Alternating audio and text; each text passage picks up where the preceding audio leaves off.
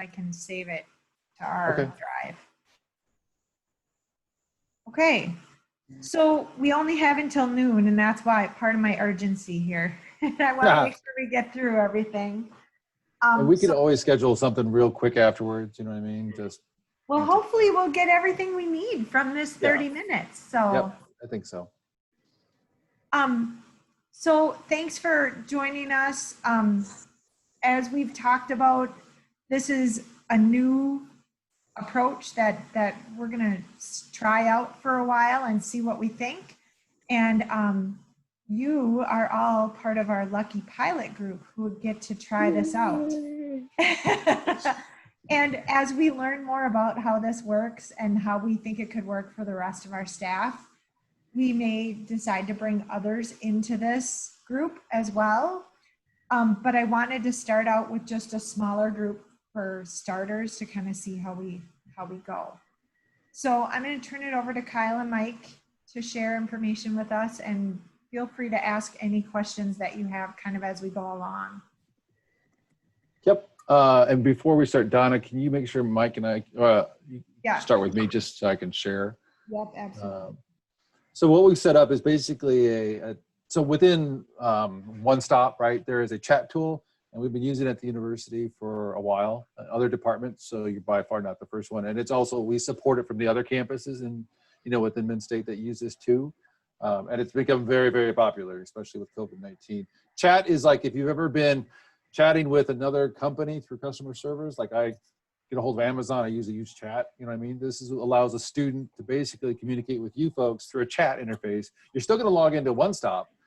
You're just gonna be live chatting with them. And once that chat is ended, it creates the request. No different than if they went through that online request form to submit that. The only difference is that the origin was from the chat and not that web form. You're gonna find that chat will simulate like telephone support in a lot of ways, because telephone support is like happens in real time, and so does this. Functionality and phone support kind of crosses over into chat.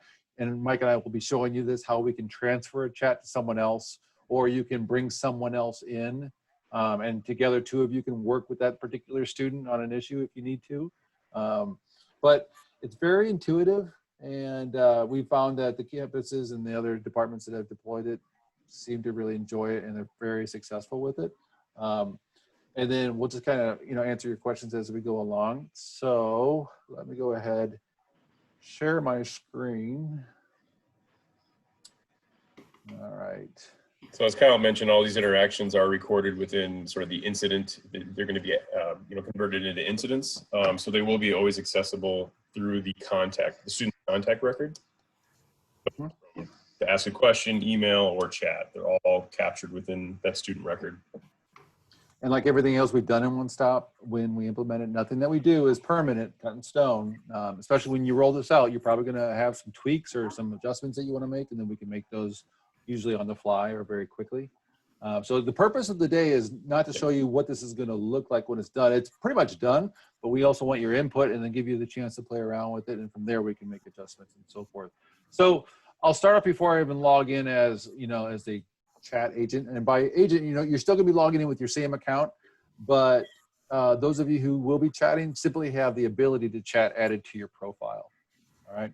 So where you're gonna find this is, it's a URL, okay? And I'll bring it up here so you can see it, all right?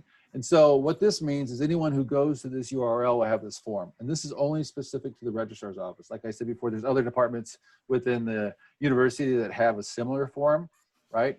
And then you're in complete control of this form with deciding what information you want to capture. But we try to keep it short and sweet and simple, because they basically are just going to fill this out to start the conversation with you. And then that's where you're going to really capture what's going on and so forth.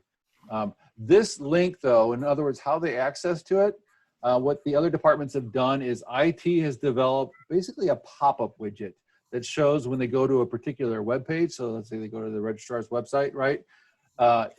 During your hours of operation, when chat's going to be available, right? A pop-up widget will simply come up and say, and invite them, hey, do you want to chat? If you want to chat, you know what I mean? Here's what you do. You just click here, and then they can start that chat. That'll basically take them to this form.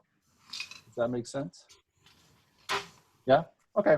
So I'll log in real quick as well.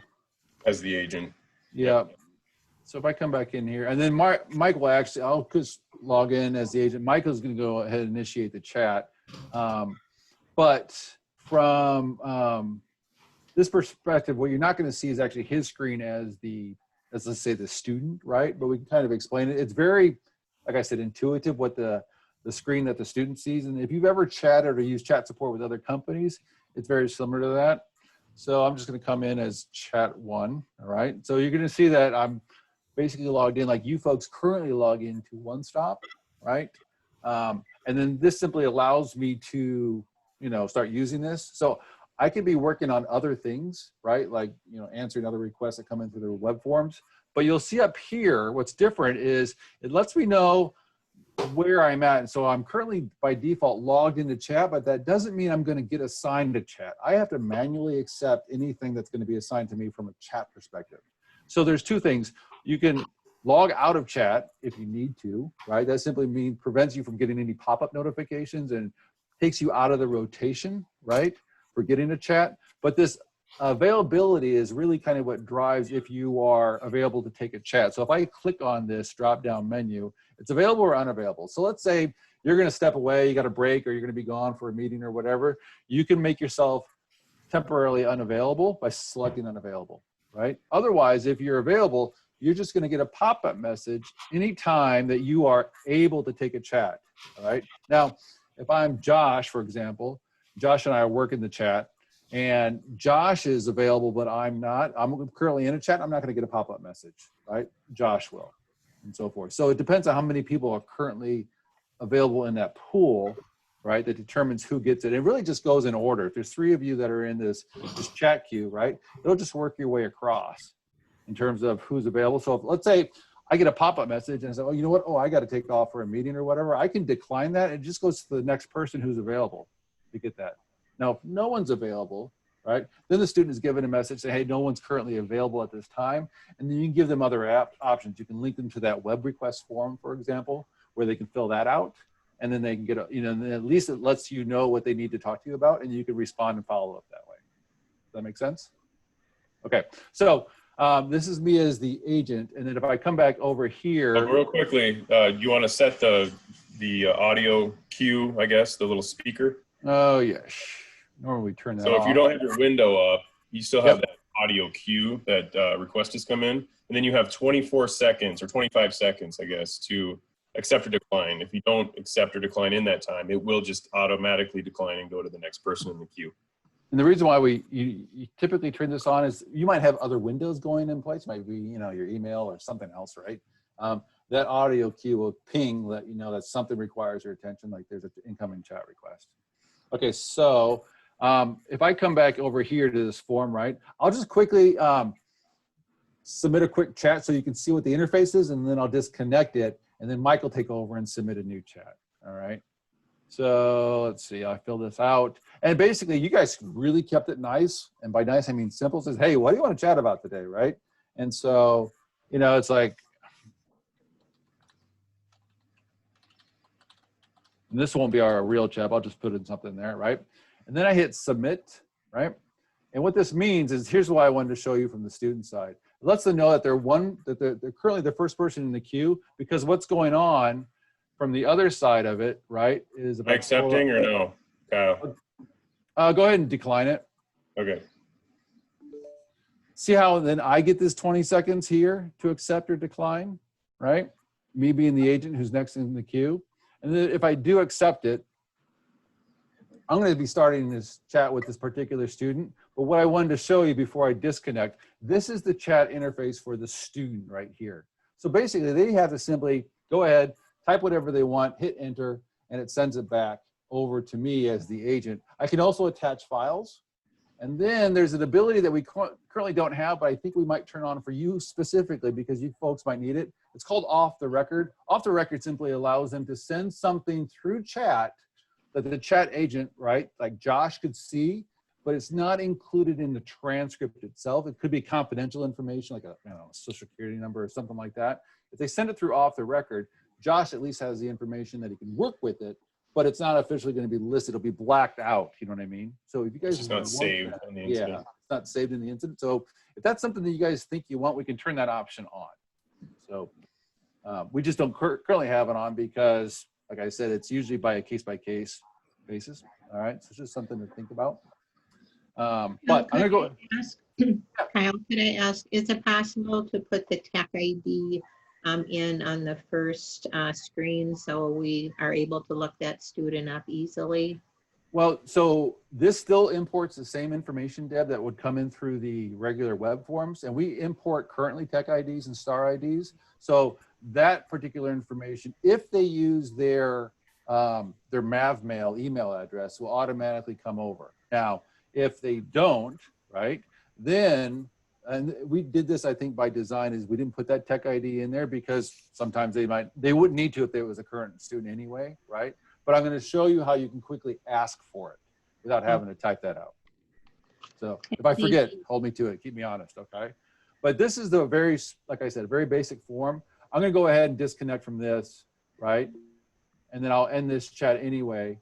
So Mike can be the student. And then what you're going to basically see on my side of it is, you know, Mike and I going back and forth with the chat with him as the student, me as the chat agent, and then I'm actually going to conference in Mike as the agent so we can show you that as well.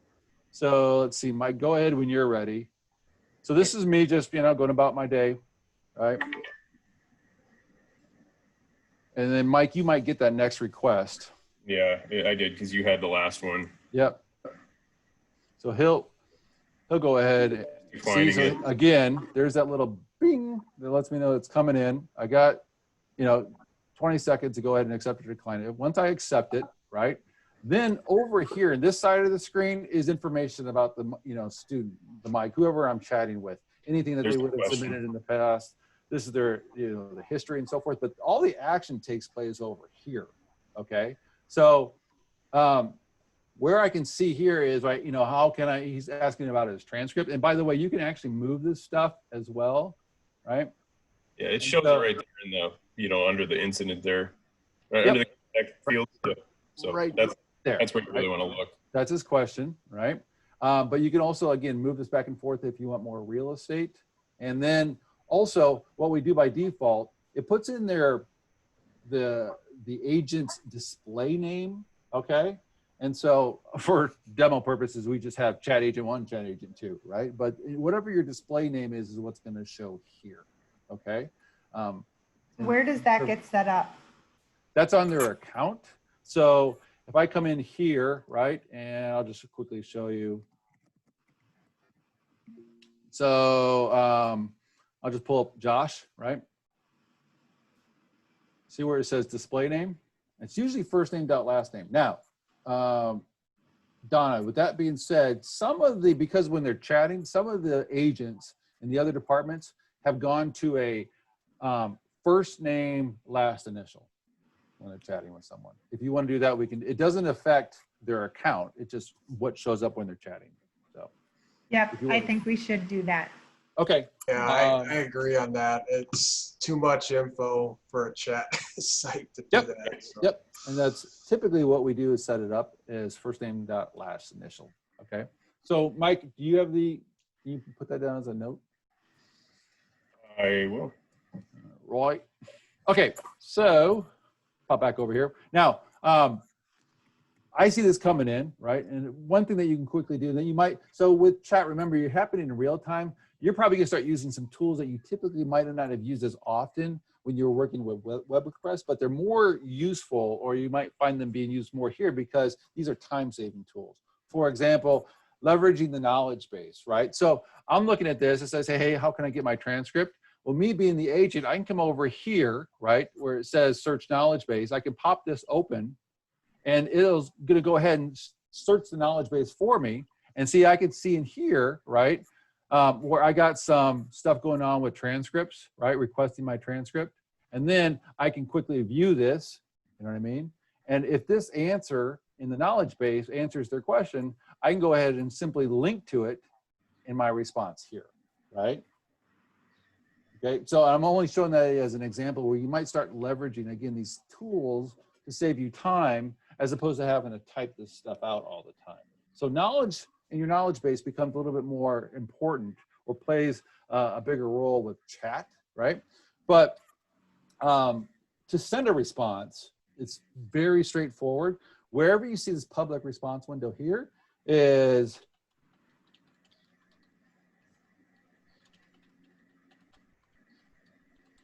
right? I just type something, I hit enter, press enter on my keyboard, or I can technically click this with my mouse if you want, right? And this goes back and forth. So then Mike gets notified about what's going on. Now, when Mike responds back, or any time that the student responds back, there is a visual cue that happens on your chat interface here. You know what I mean? So I'll let you know once, you'll see that when that pops in. And you can see here that I know he's doing something. He's actually typing a response, and that's a contextual cue. He gets the same thing when I'm typing as well. It lets him know that I'm typing or composing, getting ready to send a response back. Okay, so he sent something. When he did that, notice there's, in this yellow highlighted section, there's a little number here. That indicates the number of responses that the student has sent back that you haven't responded to, right? So if he types something else and I still haven't responded to it, it's gonna bump up to it too. Just lets you know, right? And the reason why they do this is because some agents, depending on their keyboarding skills, right, they can have multiple chats going if they want, rather than just having to do one person at a time. We're not saying that you have to, but if you want to do that, you can do that. And that just lets you know as you're switching back and forth between chat windows where you're at, right? And so, and then if I type something, it just clears out this number. Okay? So another thing that you're going to probably use in terms of time-saving features is that standard text. Now, standard text plays the same role as before. Remember, if you don't remember standard text, it's the ability to quickly drop in content that you use over and over. And you've been able to do this all along with, you know, those web requests that comes in, right? That might be your greeting and your signature, but they have a special role within chat when we create these. And we're basically gonna give you guys the ability, like Donna and so forth, if you want to create them on the fly, we can show you how to do that. Again, very easy to do. We just have to, you know, show you the little recording. But where you see standard text, it's still where it was over here, right? But you'll see that when I come in here, and if I search, right, the registrar's office, I only see one, because this is only standard text that applies to chat. I don't see all the other ones that are currently out there that would have been available for those normal web requests that would come in. So there is one for, and we just created this as an example, right?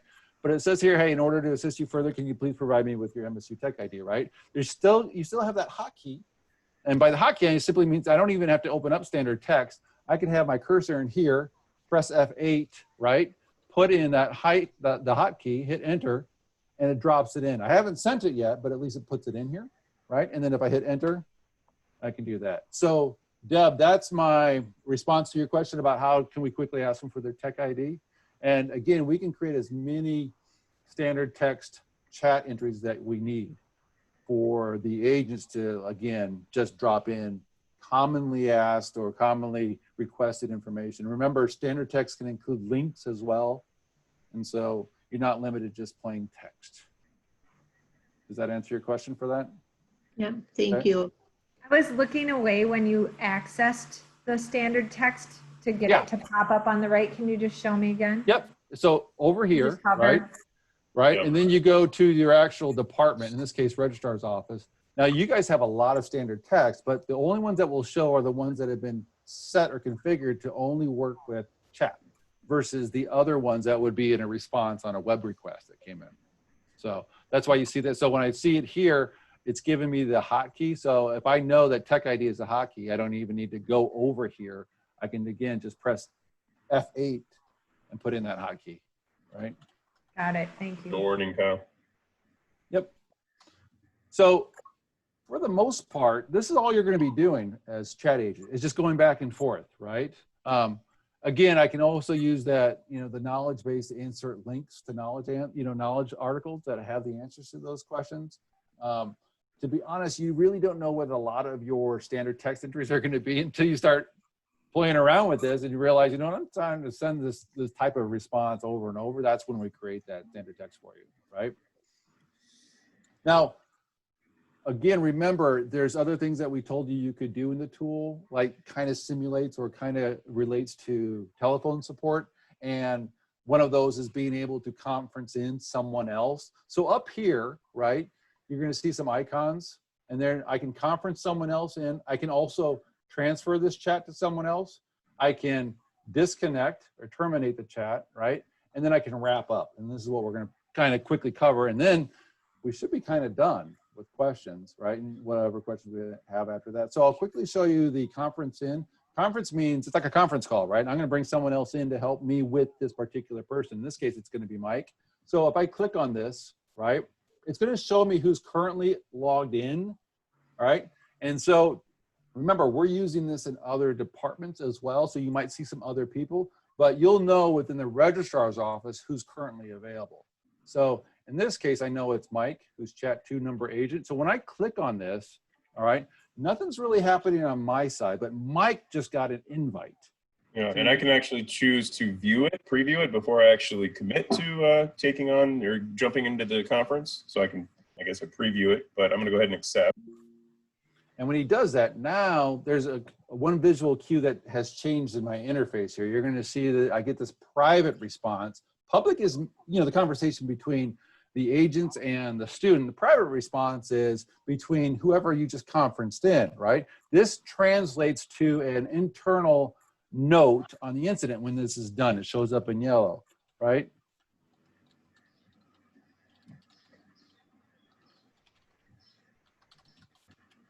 Right. So I can send this back and forth to Mike. The student doesn't know that we're actually chatting back and forth. The student does know that Mike has joined the conversation, right? He gets that contextual cue on his side on that chat interface, right? All right. So then I can come in, if I send a public response, right? I could say, Mike, this is Mike, the student.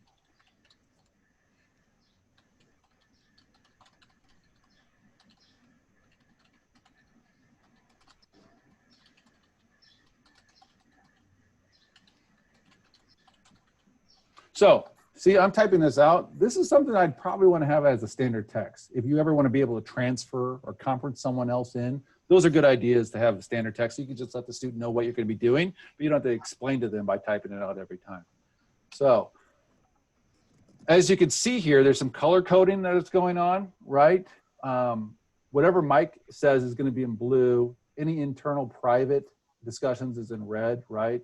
And then me going back to the student is currently in gray, right? So right now, all 3 of us are in play, right? And then Mike has already sent a response as well. Now, I can also transfer as well, and by transfer, first I have to change the lead role because I was the one who picked up this chat. So I'm the lead agent. So if I change the lead role and I make Mike the lead agent, he's automatically, it's just automatic. It happens right away. There's no, you know what I mean? So I can actually here, right, leave the conference. And I'm done. So now I have it. Mike is currently working with the student. I have nothing going on unless, I get conferenced into another one. We can show you what it means to have it, to be reassigned or, come back to me. So Mike, if you want to transfer it back to me, we can at least show them what it looks like.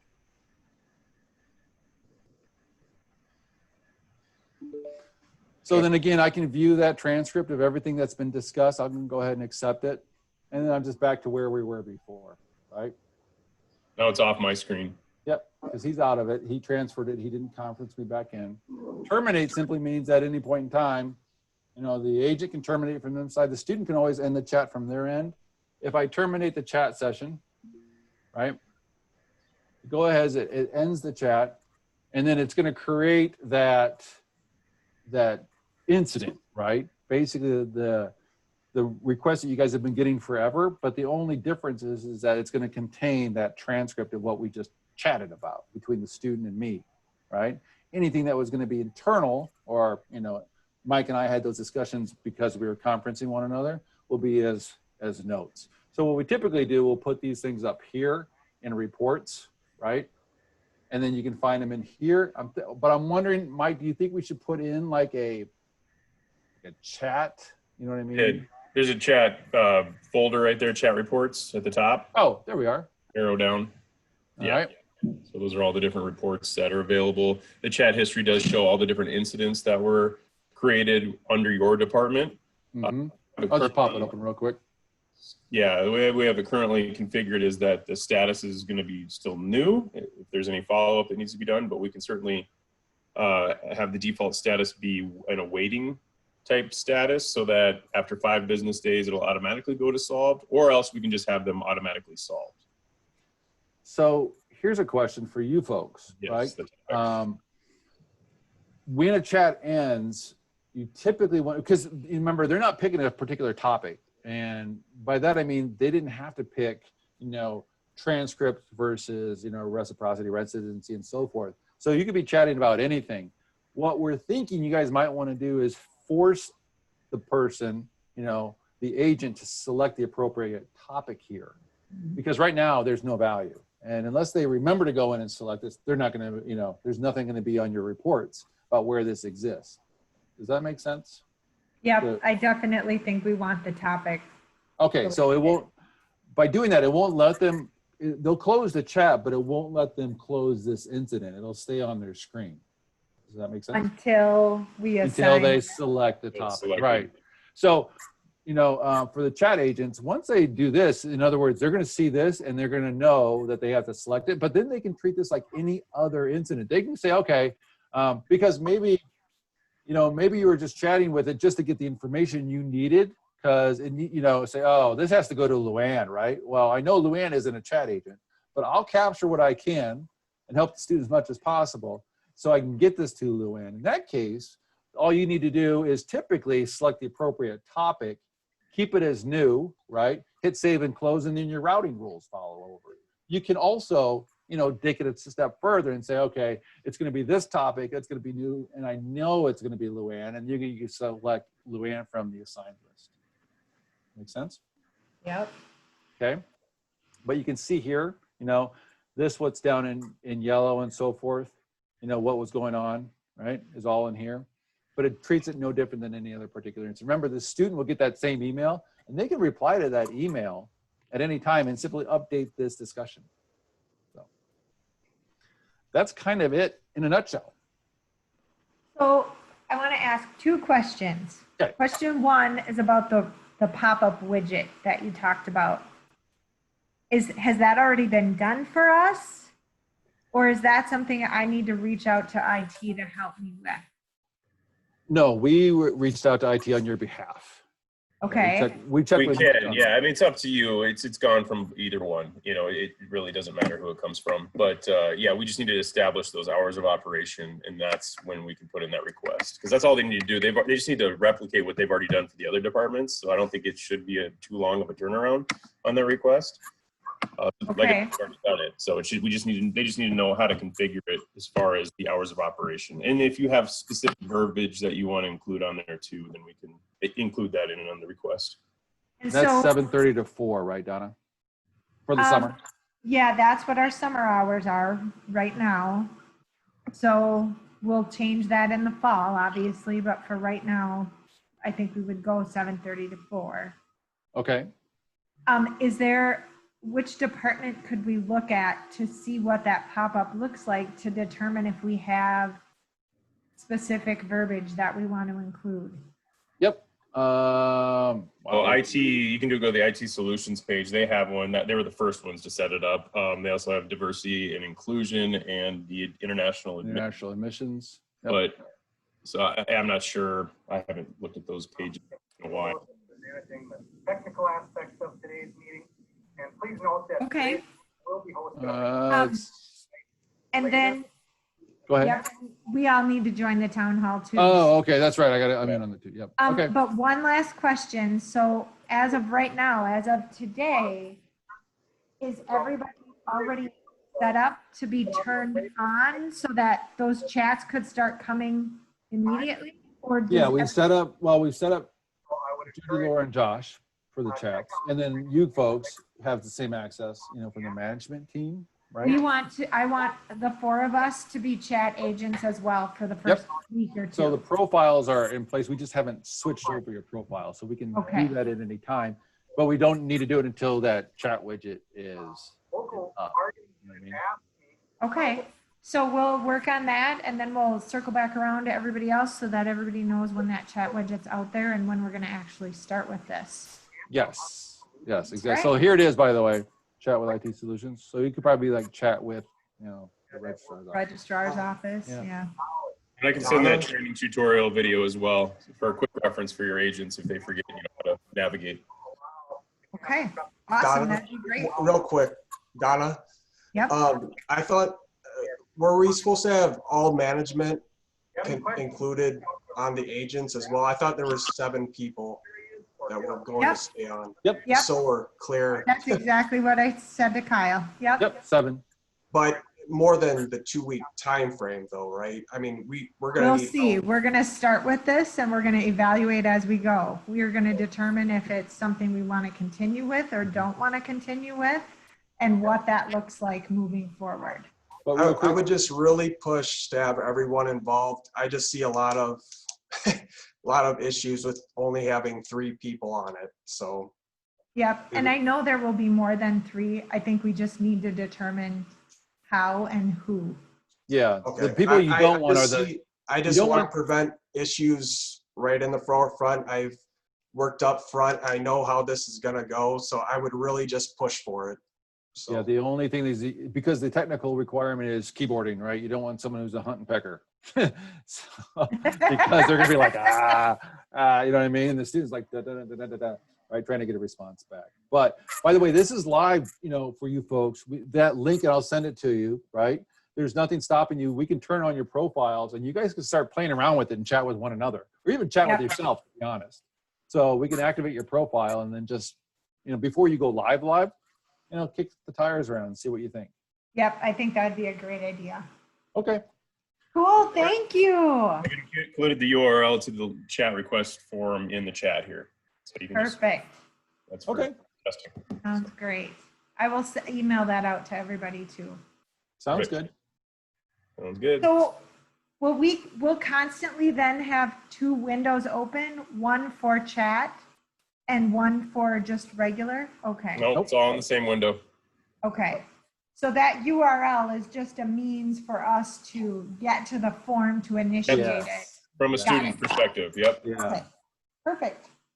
Yep. Thank you. I Okay. appreciate your time today and we'll hop off and join the town hall. Okay. Thanks. Good luck. Thank you. Talk soon. Bye. All right. Bye. Thanks, guys.